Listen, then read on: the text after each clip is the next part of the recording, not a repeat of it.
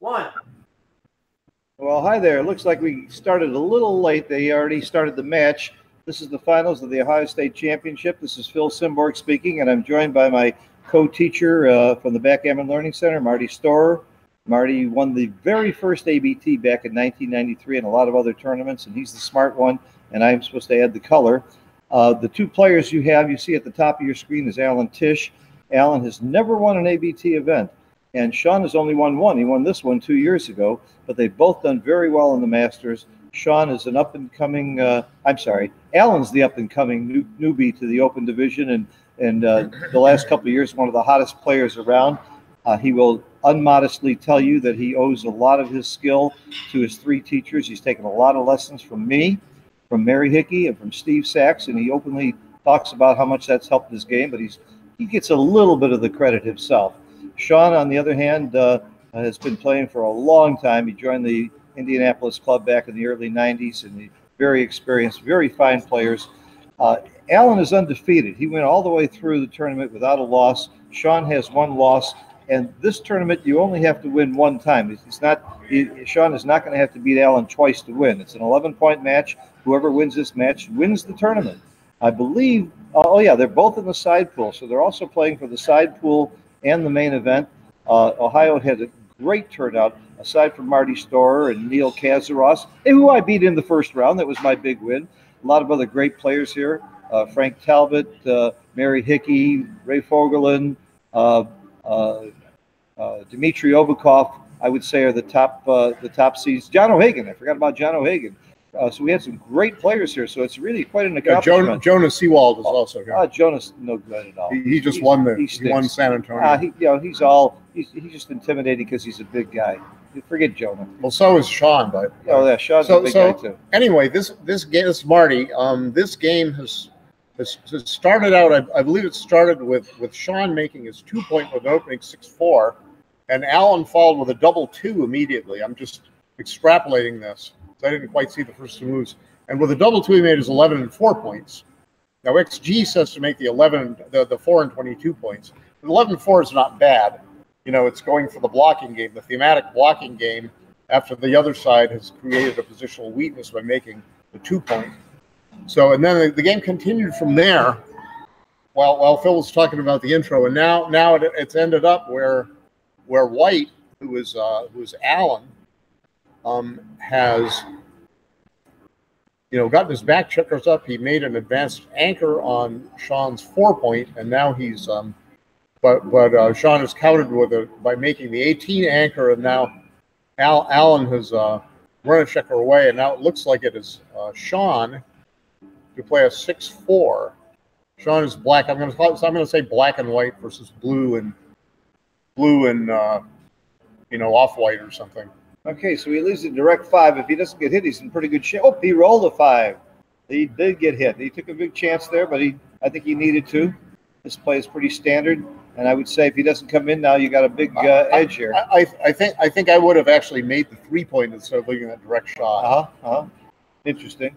Because the direct shot is really bad. He hit the direct shot, he fanned, and now comes the cube. I'm taking this cube. What do you think, Mark? What do you think? This is very risky to take because you're going to lose a lot of gammons. You don't have a board yet. But Sean is a taker. That's his style. Yep, I'm taking it too. I think this is a little black is a little undeveloped with the amount of gammons going on. I mean, he might. Passed? I'm inclined to pass, but I'm not. I'm ambivalent. Because you have to. It's. Well, later on, we'll see White's gonna win a lot of gammons. Yeah. And now, so now Sean has rolled a 5-3. He can come in and hit, and I think he must. Oh no, I'm sorry. No, he's stand. No, Alan rolled the 5-3. Yeah. They're using the baffle box, which is a wonderful tool, by the way, which I highly recommend, and I make them and sell them. But go ahead. Yeah. So now Alan is trying to come home quickly and efficiently, and he's chosen to add a builder, come to his 8-point, and now Sean is fans again, and his game plan is to come in and quickly build his board and then hit a shot, and Alan's game plan is to come home quickly but maintain builders for the 5-point. So he's, and he's the way to slither home is to make the 8 point. This is the most compact play where you're going to, be able to move your checkers sort of easily. And now Sean is continuing to fan on that 4 point board. And Sean has still only got a 3 point board with a blot. And so now Alan has brought a builder into a 6 point, and now finally, Sean has come in. He must play the 3, 8 to 5. He can't break a 6 point, or he can't leave another blot. And now Alan has made the 5 point. He has pointed on Sean on the 5 point, and now Sean. See, I told you this was a take. It's obvious. Yeah, well, this is the gammons I was worried about. And Sean is again he's just trying to come home in an orderly way. His game plan is not to be hit. You got a little time here. What did you think about the 6-4 opening to make the 2 point? That's a whole new concept in recent years that people do that now. Well, the alternatives are to run all the way with one back checker, or to make the 2 point, as Sean, I believe, did on the first roll of the game. Or 6 out and 4 down. 6 out and 4 down is the third choice, and they all have different characteristics. Making the 2 point used to be disdained because there was a high value put on priming game plans in days of yore. And if you have the 2 point and the 8 point simultaneously, they cannot, as Paul McGreal said, be part of the same 6 point prime. So it's a structural weakness in terms of blocking. Do you make that play now, though? I often do. You often do? I often do. I tend to go the way out and down because it's complex and it doesn't commit me to a weakness in my structure. Nice. And if I'm playing, especially if I'm playing a player who's, I think, is a good deal weaker than I am, I don't want to commit myself to a structural weakness because then they might accidentally roll something really good like double twos, and then I'm just the opposite. If I'm I playing want a weak the flexibility. Player, if I'm playing a weak player, I make the 2 point because they make a mistake of splitting with the 3-2, 4-1, and all the splitting plays, which is a disaster for them to do it. And that's the advantage. That's why Malcolm Davis made that play for many, many years, even though he knew it was wrong, because he could take advantage of the second roll mistakes. Right. So they're all, because people were not familiar. They considered the play wrong, and they could steam also. Right. They could get mad, like the perceived injustice, So okay, now back to the game. It's now it's like 80% gammons if he doesn't leave a shot. Maybe it's not quite that high. It's pretty high. It's up there. It's up there. It's way up there. So all Alan has to do is bring it home without leaving a shot. I don't know. Would you clear the 6 point with that 3-2? No, I wouldn't. No, okay. Because the gammons are not and you do leave yourself odd on the highest 2 points. You leave yourself vulnerable to double sixes, double fives, double fours, lot numbers. Okay. And you get those extra 2 checkers off, which could be important if you get hit. You can see that. Blue could get off this gammon with one big double or two. I'm going to call it in black. Black. You can call them blue. Black. Right. I like black and white because it's a black and white kind of deal. Well, that's too racist for me, but that's fine. Ebony and Ivory live together in perfect harmony side by side on my piano keyboard. Oh Lord, why don't we? Quoting the famous philosopher Paul McCartney. And now Sean diversifies his checkers. I'm not sure if that's well. Let me give you some good rules of thumb. When you're rolling like Sean is to get off the gammon, number 1 is if you can bring a checker into your 6 point, generally that's right. Number 2, if you can bring a checker to your 12 point so that you can bring it into the 6 point, that's right. And if you can't do either of those two or can't do a crossover, just move the back checker and you're almost always right. So there are some good rules of thumb that will generally get you off, and you break those rules on the last roll or two if you have to have doubles. Well, anyway, there it is. Double fours wins a gammon for Alan, and Alan's up 4-0 to 11. All right, if you were at Art Benjamin's in my lecture yesterday, you would know what the match equity is here at 7 away, 11 away. So Marty, it's a quiz. All right, I have to. What's Alan's winning chances from here at 7 away, 11 away? So I'm going to have to go to my memory. I've memorized a bunch of Neil's number-like things. And I'm a little slow in the uptake, but I'll search my memory and try to come up with that for you. So it would be 4-0 to 11, which would be all right. So that would be That would be that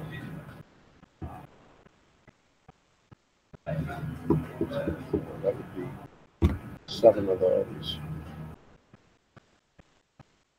So it would be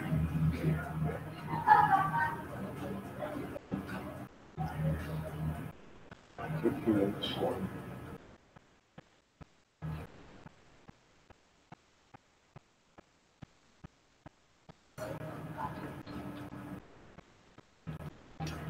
There's an extra plate underneath there. All right, I'm going to help you, Marty. It's 70-30. He's already a 70% favorite. Yeah, you're right. I was. It takes me too long. No, it doesn't. It doesn't. Wow. So it's Alan's a 70% chance to win this match. Yeah. Wow. So I knew that like 5 zeros in the low 70s somewhere. Wow. I thought that shocked me that it's that high. Just winning 4-0 makes you a 70-30 favorite to win the match. Wow. So that was a huge gammon. Why the hell would he take that stupid cube? Nobody, only an idiot would have taken that cube. And me. So it looks like Sean is. I apologize to the viewers because it looks like perhaps Sean started with another 6-4 and then followed with a double 1, and now Alan has got they each have a checker back. Alan has got a nicer structure at white because he's got a 6, 5, and 4 in a row.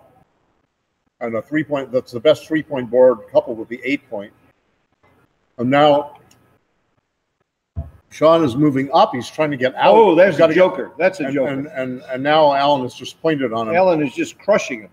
And he will, if he doesn't come in, he comes in with a good number, double 1. So he's got a choice of whether to make the 8-point safely or to switch points for the 1-point and hope.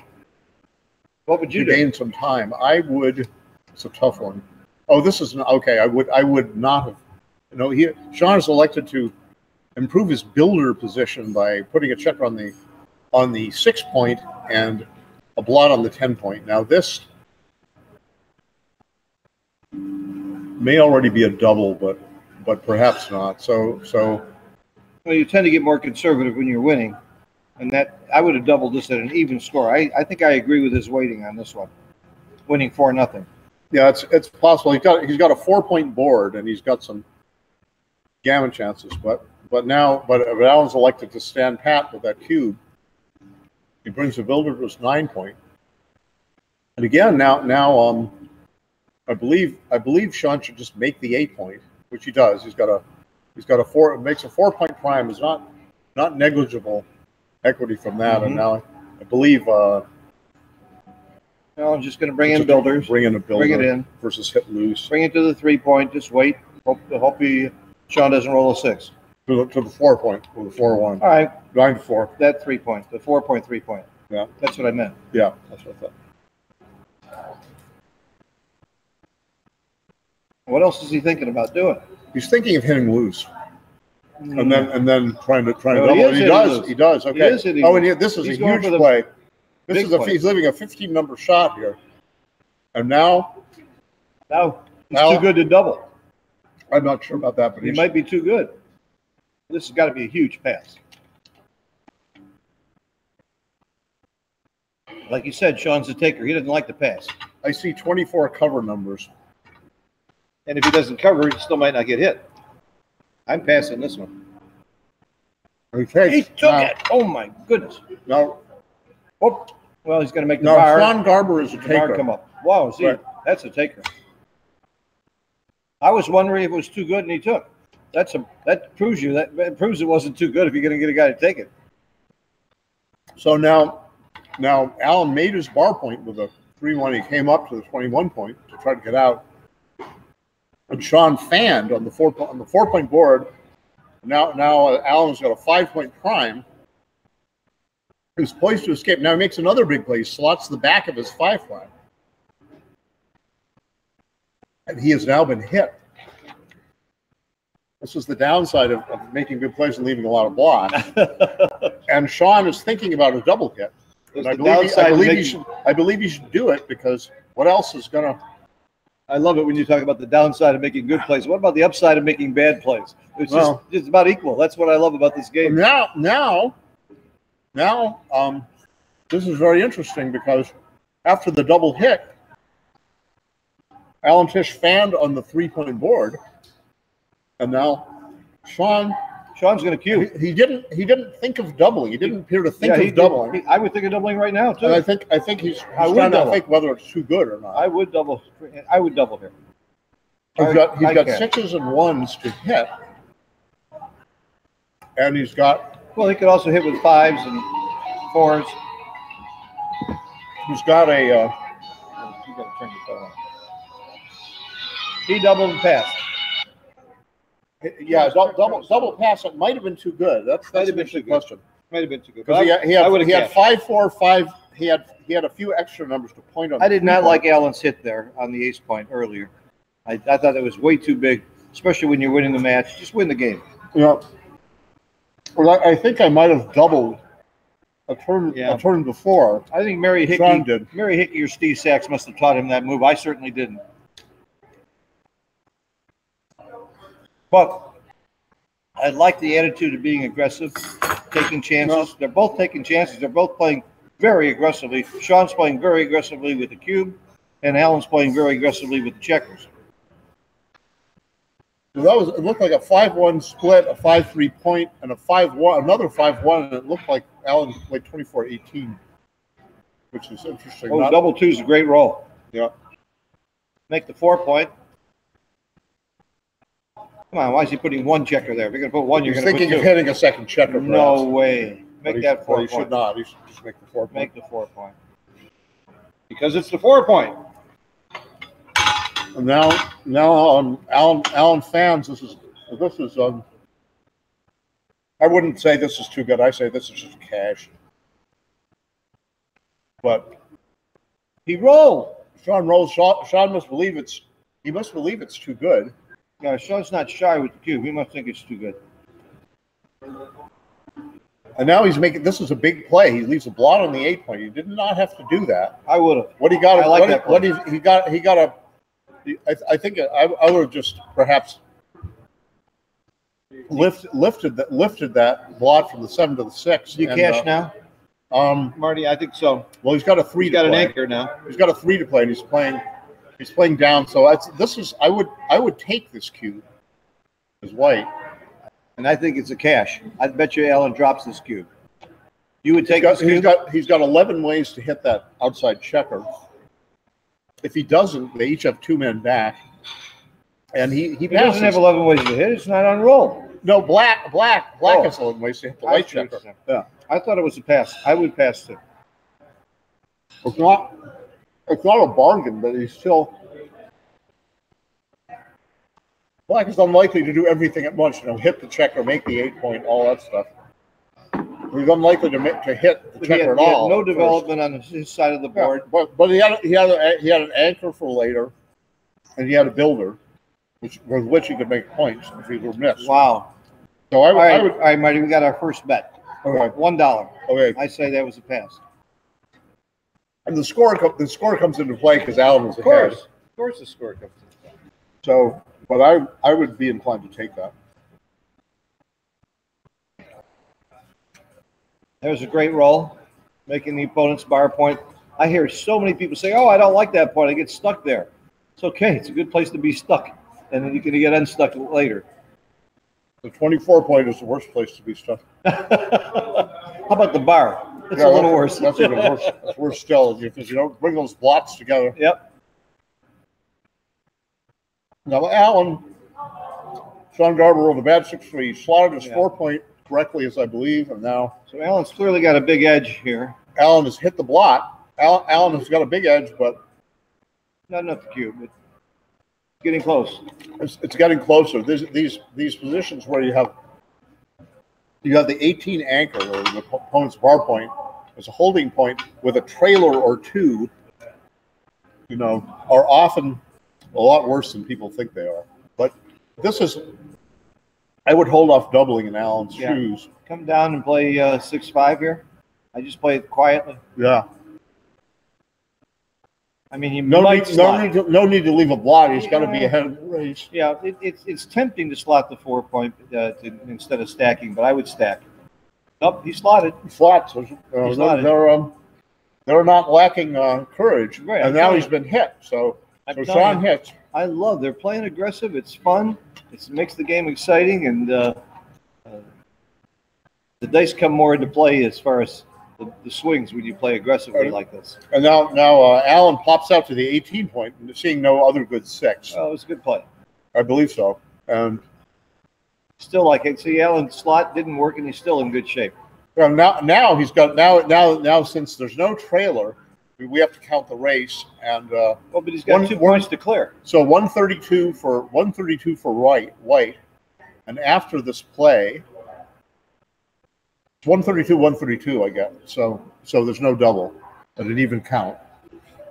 Eyeballing, it looked like White's winning by quite a bit to me. 62-72. Well, all right. So I might be wrong. So I think you're wrong.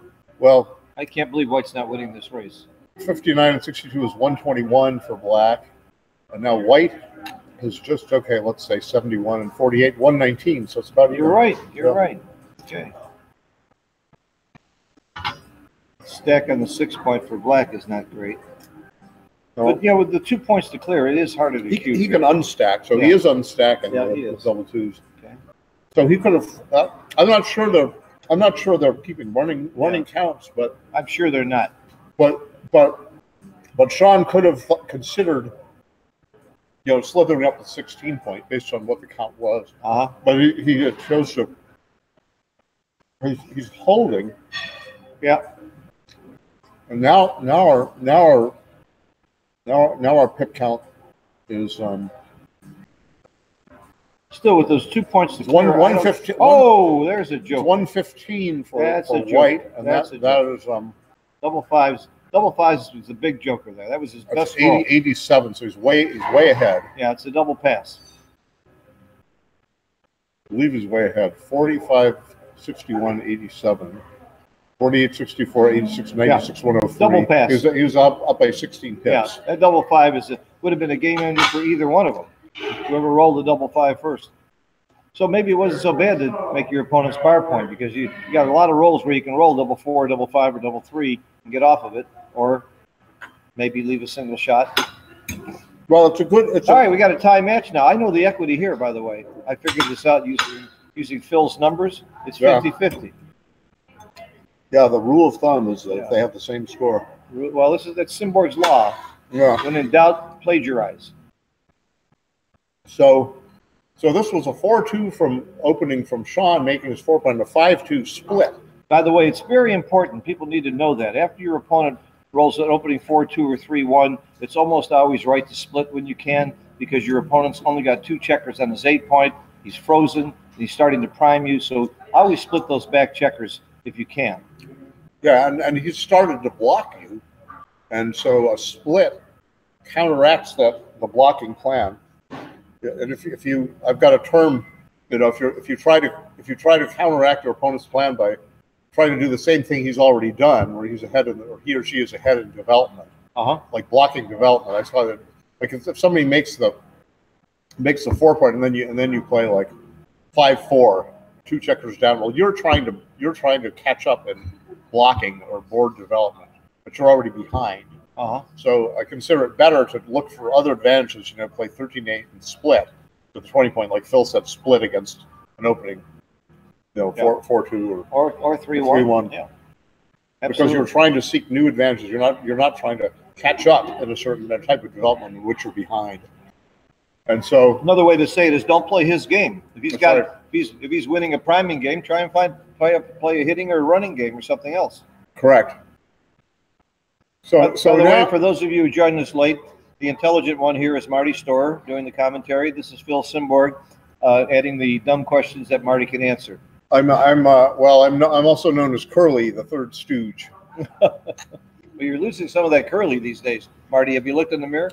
Yep, yuck. So now we've got a double 6. Now it looks like White is well ahead in the race with it. He's only got 1 back block to clear. Now he's got a joker double 6. Yeah, he's going to make the bar. He can make now. He can hit twice. We can hit twice. I just make the bar because he's going to be able to win with a cube, and it's dicey whether he could be playing on, and then he might be hit. Yeah, that's so the play. this is a good strong That's play, good play. which is the cube's in the middle, and now now he's got a hit. Now this he's got a this 1-4. may still be a double because black's got some structural weaknesses. He's got 2 checkers on the 24 point, well blocked. He's got the 1 point good made. For Alan. So I would double this. Alan doubles, and I would have doubled it. Sean may well take this. Sean is a taker. Oh, he's a taker. He's a taker. And he might even be right in this case. Sean's pretending to think here. He knew he was taking before he sat down. Nice Oh my passing. God, we're wrong. He Nice passed. passing. Okay. So Great double. How many would- people don't double from the bar in positions like that? You think, oh, I'm on the bar. How can I double? Well, that was a great double. And I think it was I think it might have been right to pass. I would have passed myself 7 away, 7 away. You got to be a little conservative. Gammons start to have high value. And 7 away, 7 away. It's just slightly over 0.5, isn't it? Yeah, it's right, but it's not that high. It's not all that high, but it still can make a difference. And I'm not saying I would take for money or anything, but so 3-1 white Allen up with 3-1 made his 5 point, and Sean countered with double ones, making his bar and 7.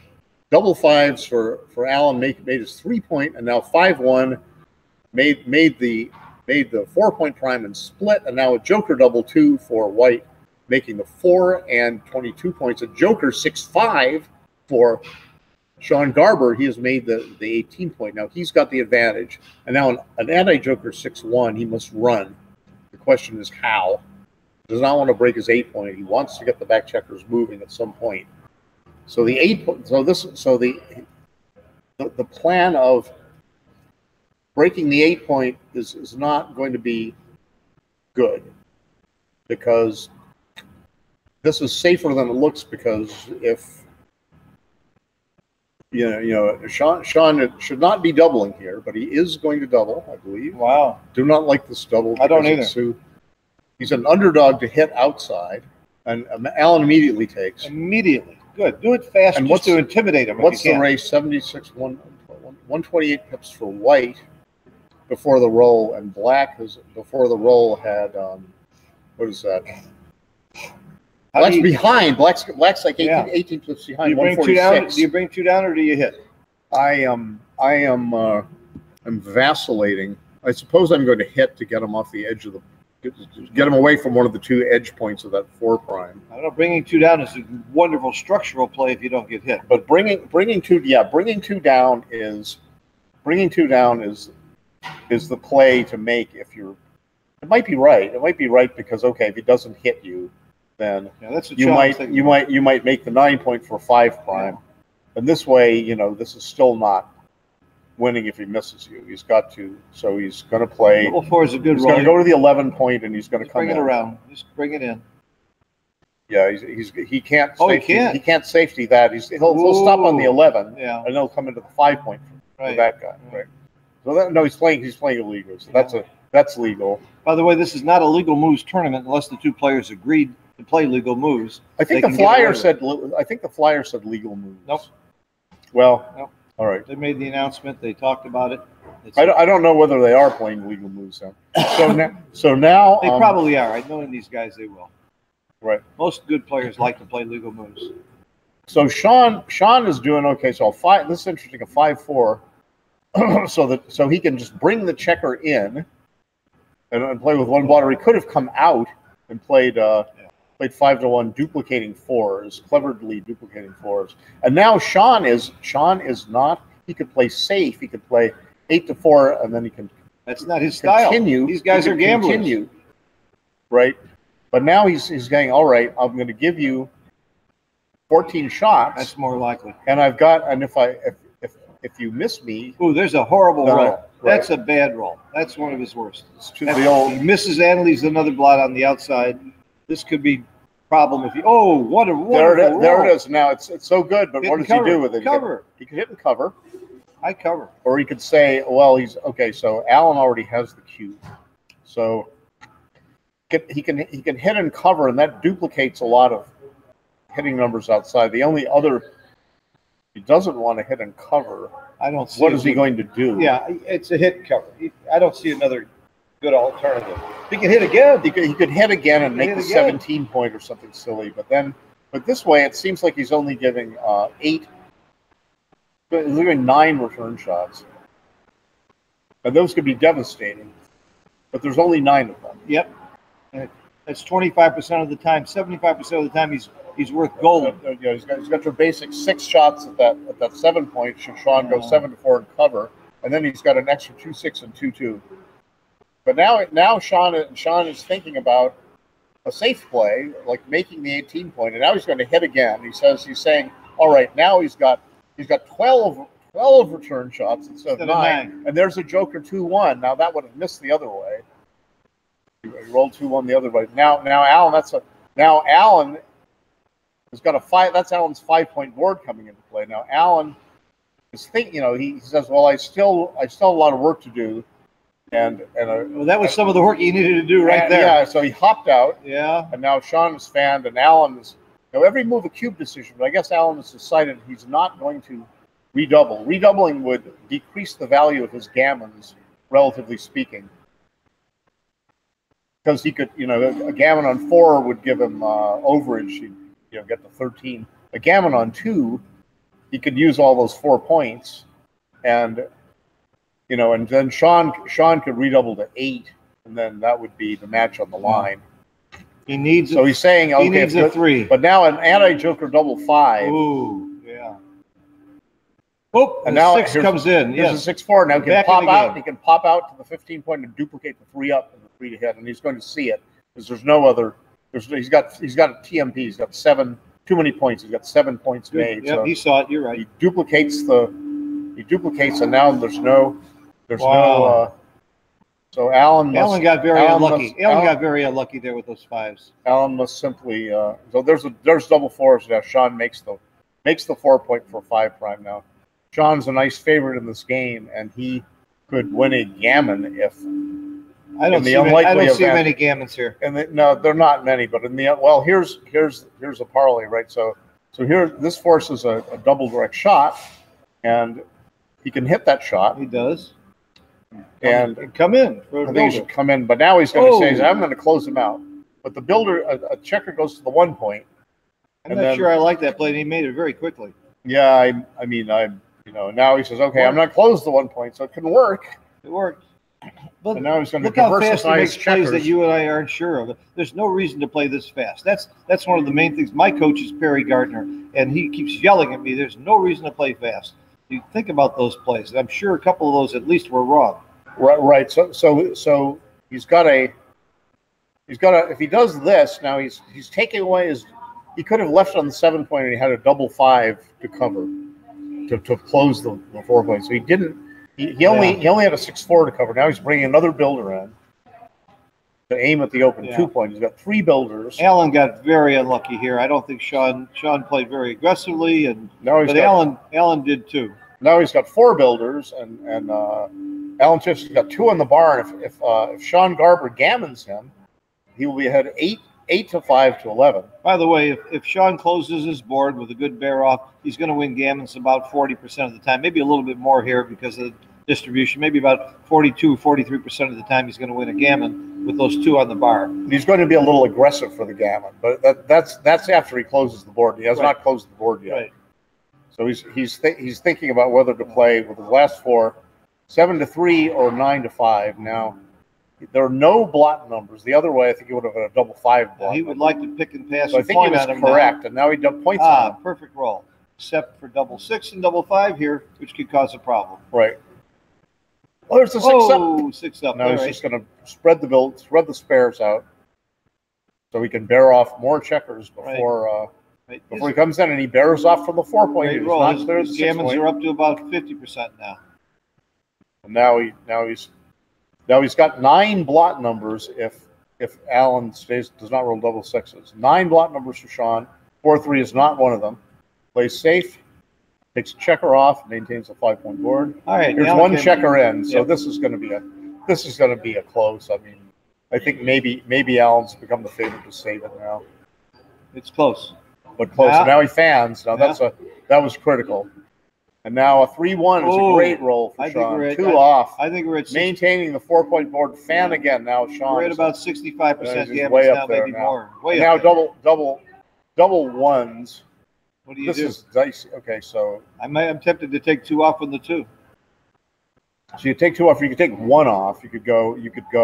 I see that. You could too. clear the 4 point and then take 1 off, and you're down to even. And that's what I think he's going to do. I know the problem is you stay on the bar, and then and then 12. Any 2 high numbers. He's got 12 blot numbers here. There it is. There it is. Now he's going to win most of these after he gets hit, but he doesn't. And now he's a favorite. He's a big favorite to win, huge favorite to win a gammon. He can't win a backgammon. Yeah. Now Alan needs 2 crossovers to have any chance. There's 3 crossovers, and so he can go into the 6 point and out to the 15 point, giving himself double 3 if Sean doesn't bear off his last 4 checkers. He did it. Got double 3s or better. And he's got 3s or better to save the gammon. 3s, 4s, 5s, and 6s, and it's a double 1. Wrong double. It's a gammon. Wow. I'm going to slap Alan after this. I'm still coaching him for playing this fast. Sean, that's his style, but there's no reason to go this fast. You got to think more about these moves. These clocks intimidate people, and you got lots and lots of time to do. You ever watch Mochi play?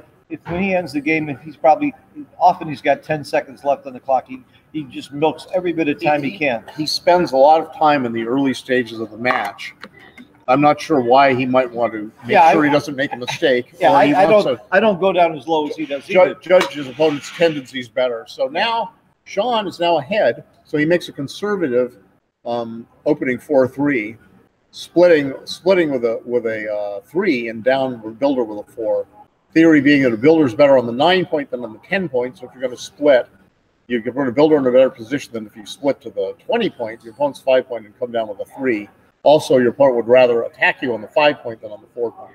So by the way, it's interesting that Sean is now a 70% favorite in the match. It's swung from 70-30 to 30-70. Right, and so now we've got a blot, we have a double shot, and Sean missed, and now double 5s. So Alan cannot cover the blot on the 4 point. So he's just going to minimize return shots and make a 3 point board and put Sean on the bar. If Sean fans, he's in with a double 5. And so this is an interesting. This is interesting. He's got to be right and bring the last one out. No, it's not necessarily bring right. The last one out. Well, I'm not sure. So there are a whole bunch of plays. Now, was that legal? It was legal. It was legal. He came in and he went around to the 8 point. Why would you play this fast? It's bothering me that they're not taking more. This is the finals. This is a big match. This was right, and there one alternative is to leave both checkers back and make the 3 point. And that they should have looked at that because should have looked at a lot of things. I'm not sure they even looked at it. They're making plays before I even see all the plays. And now Sean has hit and passed 8 to 5 hit and covers 4 point. Alan is white. Alan is hit, and now Sean is on the bar against a 4 point board, and he's 3 away. So I think this is a money take and a pass at this score. That's my gut. This is a screaming pass at the score, I believe. Yeah, I think it's a pass at this score and a money primarily take. Because Sean the black or blue, the dark checkers, he's got very little recube value. Because if he recubes to 4, that's going to be matched on the line as Alan automatically redoubles to 8. So so that 2 cube is not going to be, but he takes. All right, he takes, and we know Sean's a taker. You said Sean will take cubes, and now here comes Alan bringing the builders in, and even if Sean hits one of those checkers, he will have a blot on the 4 point, his own 4 point to contend with. Now he comes out, and now 2-1, he's been hit. I think 6-5 was a very good roll. I think it probably was a take. Well, I think it was a take. Well, I don't know. And there are gammons in the mix, and it's like he can win a lot of games. He probably loses too much gammons and too many gammons, and we got our second $1 bet. We got our second $1 bet. All right, we can. Yeah, I bet it was a take. So who knows now? Okay, so Sean is found again, and here come the builders down by Alan. I think he's playing right here. Now here's a 5-3, which again it comes in, but he's got to. I think he's got to pop out into the triple shot. Yeah, you don't pop out into the triple The shot. reason is if you get hit on side, at least he's not making the 5 point. It's right. There are some. There are a lot of numbers that make the 5 point. There's some 6 numbers that where White doesn't hit. But Sean is hit with a 5-3, and now he's gonna now he's playing super big because he says, okay, if you hit me, I have a zillion return shots. Oh, and he's gonna hit. And there's the hit. Where do you hit? You got to hit outside. You must hit outside because Too many returns. You minimize returns. Correct. Now it's easy to miss. Oh, did not miss. Good roll for Allen. Yeah, and I think Very he should good probably just come and make the 18 point. He could make the 18 point, or he could make the 10 point, but I'm not 100% sure. But the 18 point is good defense. I like the other play because it blocks. The 10 point blocks double fives, and it's a good base for builders. I make the 10 point here. You might be right, Phil. That's certainly a good play, and he does. Allen makes a 10 point blocking double fives, safetying the builders. I just heard some music. Did you say I might be right, Phil? You might be right, Phil. It's like music to my ears. They hear Marty Marty's story say I might be right. Wow. You're my hero, Marty. When you say strong. Marty, by the way, has written 2 books, one with Mary Hickey, one on his own, and they're brilliant. I've read them both more than once. Mary must have been the brains on the other one. It was Mary was the brains. That was a great book. Mary came up with what's your game plan? She got most of the positions. What's your game plan? It was her. The positions are mostly from her database. Wonderful book that she keeps. And now a double hit. Now what just happened? Wow. What just happened? Okay, so he came in on the 23 point and played safe, and then Allen hit him loose, and then Sean hit back twice, and Allen fanned, and now Sean is on the humanity. He's on the too good to double. Oh my goodness! Is he gonna? Or too good and not good enough. So he thinks, okay, I'll make the 2 point. I'll go blitz. A hybrid play might have been. Allen needs a 4. Hybrid play would be make the bar and come up. I was thinking about the hybrid play. Yeah, make the 13-7 and then come up. So hitting again, he can hit a 4th checker. Now if Sean gammons him, there's an anchor. Sean can still gammon him, but if he does gammon him, that's the end of the match. If Sean wasn't winning by this score, it might be redouble time. Yeah, scores keeping. He's a little bit. So he's thinking of. He switches from the 8 to the 7, and this is not necessarily best idea.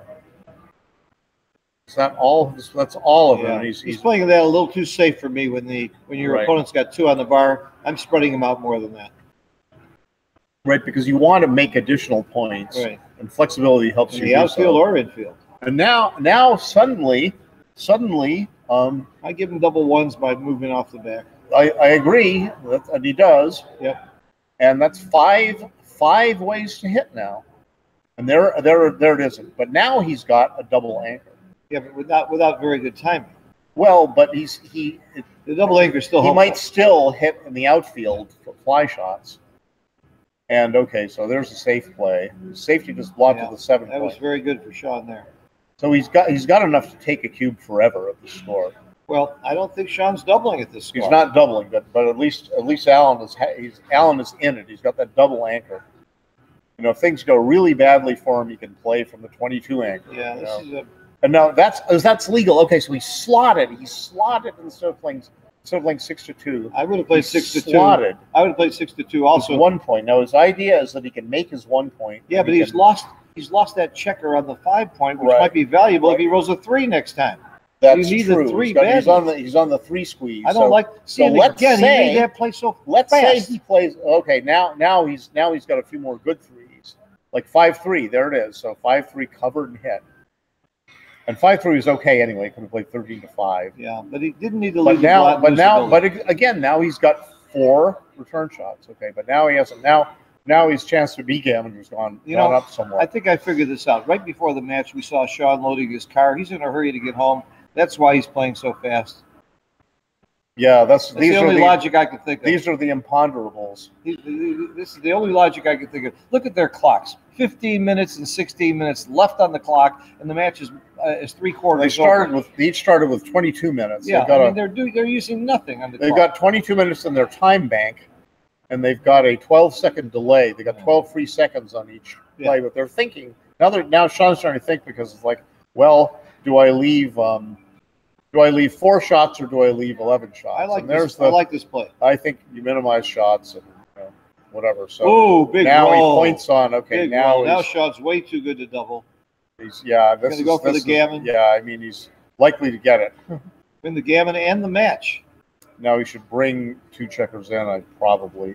He doesn't want. He's not going to. Well, he can. He can think. He can think about it. 2 on the bar. He can think about playing flexibly, but playing 2 in is all right. It's good. It's an efficient way to come in. But he's got a stack on the 6 point. Okay, now it's getting a little interesting because now he came in with a 3. Alan came in 5-4. He's got his last. All of his checkers are in. He's ready to bear off. And there's a double 5. Oh, now should he bear off 3 or should he bear off? Or should he just play safe and bear off 1? I would bear off 1. It's very, very interesting. I would bear off 1 because even if he doesn't get the gammon, winning 2 points and going to Crawford here gives him a big edge in the match. True, and it's safer not to leave a gap on the 5 point. And there are no double blot numbers with a spare on the 4. You cannot double blot with 6-3. And he does keep Alan out for a turn with more rolls. Now 3-2, this is bad. Oh, here's a blot number I didn't see. 3-2, a blot number. I did not see this as a blot number, but it is a blot number. And Sean is chagrined. It would not have been a blot number the other way. Right. So fewer blot numbers. By the way, I just checked. The gammon value was actually low, 0.357, because just winning and getting to Crawford is so big. Right, that's right. So he's not going to take huge chances for gammon. And he made what he thought was a safe play, and oh no, and he missed. And he played safely. He played his best play 6-1, clearing from the back. That's also the fewest repeaters on the next roll. That's the 2 things you worry about when you have to leave a shot. How many shots are you leaving, and how many repeaters are there the next roll? And usually clearing from the back is going to help your repeater situation. That's right. And now Sean is still he's still hell-bent for gammon. And here's Alan. He says, well, I'm gonna make a sort of a gammon saving play. He could have brought a builder into direct range of covering his 5 point. Okay, now and roll. He's got to clears the 4 point and gets no checkers off. So this is a good development for Alan. Any 1 or 2 just about leaves a shot and gives him a chance now. In fact, he can still win this game. So this is not necessarily correct. He should have considered splitting those back checkers. He could have split the back checkers. Then he would have gained some shots if he rolled an ace. Yeah. And again, he played it fast. I'm going to go knock him in the head after this match. So this may be the end. This is probably going to be the end of the match. Probably is a gammon in the match. So he should play. This is a good play. I think he's maximizing double 5s. 16 point is a good destination for gammon saving checkers. And here's a 5 and a 6, so the 5 comes into the 6 Well, point. the good news is we didn't have to wait around in this final for a long time to see what was going to happen. 6 does not much matter. So Sean is going to win this tournament for the 2nd time, assuming he wins the gammon here. 6 does not much matter. This is good. This is a fine 6. But now he's got a perfect efficiency. By the way, I failed to say one thing in the introduction. These 2 guys are both very good sports, very nice guys. I'm happy to see either one of them win. There's a double 4 now. This is interesting because now Alan can give himself a gammon saving double 6 immediately by going to the 12 point, but he's hurting his flexibility by having got 2 checkers to go. I don't play for the double 6. I don't play for the double 6. So you're saying you play. I play for the 1 flexibility. Out, yes. 1 out in the flexibility. Yes. So the flexibility, what's it going to get you? It's going to get you 2 crossovers with higher probability, but you've already lost 1 crossover. He played for the double 6. I don't know. No, I don't know. Now he's got to get. It's likely that he'll just have a double 6 this turn too. That's the truth. He has to bring 1 in and play for double 6. It doesn't matter. He can play any. He can make any legal play, and he'll still have the double 6. Yeah, that's all he'll have. Yeah, and that's all he'll have. So no double. And now double six keeps him alive in the match, and it's a 5-5 almost. Oh. Now let's see what would happen had we made. And Sean Garber wins the match. He's the Ohio State champion. He's won the open section of the Ohio State Championships over Alan Tish. Yep, and I'm on my way to congratulate Sean and slap Alan in the head for play. Now Sean played too fast also, but he's not my student, so I'm gonna talk to Alan. But I think they both had a lot of fun. They both played with gusto. And Marty, you did a great job. Yeah. Really so with that double, with the variation that happened with that double four, if you had made your play and followed it with a 5-3, he would have had double fives to save the gammon. He did roll a double five. So that was a parlay. Oh. But then he gave up the immediate double six. So the answer is we don't know. I don't know. At least. The answer is I was obviously right. Obviously, it worked. Yep. So that's interesting. Thank you, everybody, for watching. Thank you Matt very much for setting this up. The USBGF for spending the time and money to set this up. And let's keep promoting Backgammon, everybody. Congrats to the players. And this is Marty and Phil signing off.